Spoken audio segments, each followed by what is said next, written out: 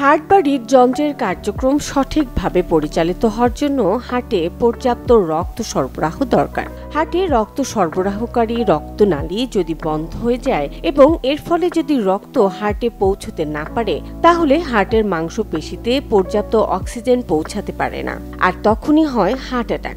তাই মৃত্যু ঝুঁকি কমাতে হার্ট অ্যাটাকের লক্ষণগুলো জেনে নেওয়া জরুরি। হার্ট অ্যাটাকের প্রথম উপসর্গই হচ্ছে বুকে ব্যথা। বুকের ডান বা বাম পাশে ব্যথা হবে না, একেবারে বুকের মাঝ বরাবর ব্যথা হবে। একে সেন্ট্রাল চেস্ট পেইন বলে থাকেন চিকিৎসকরা।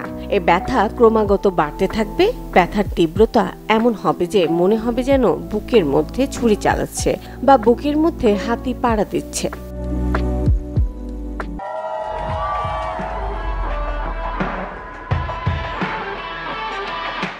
যাদের ডায়াবেটিস থাকে তাদের ব্যথা বোঝার ক্ষমতাটা কম থাকে, যার কারণে তাদের অনেক সময় বড় ধরনের হার্ট অ্যাটাক হয়ে গেলেও তারা টের পান না।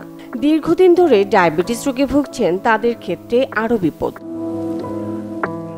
বুকের প্রচণ্ড ব্যথা অনেক সময় পেটে ছড়িয়ে পড়ে। এই ব্যথাকে অনেকে গ্যাস্ট্রিকের ব্যথা মনে করতে পারেন।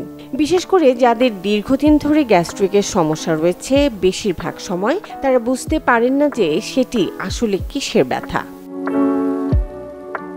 শরীর চর্চা করার সময় বা খুব গরমে যদি ঘাম হয় তাহলে সেটা স্বাভাবিক, কিন্তু যদি বুক ব্যথার সাথে সাথে প্রচণ্ড ঘাম হয় তাহলে দেরি না করে চিকিৎসকের কাছে যাওয়া জরুরি, কারণ সেটি হার্ট অ্যাটাকের একটি লক্ষণ।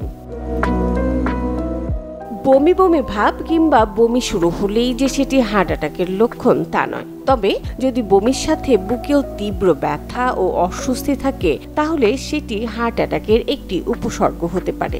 এছাড়া ক্লান্তিও হার্ট অ্যাটাকের লক্ষণ হতে পারে। মুনিয়া মুশতারি, চ্যানেল 24।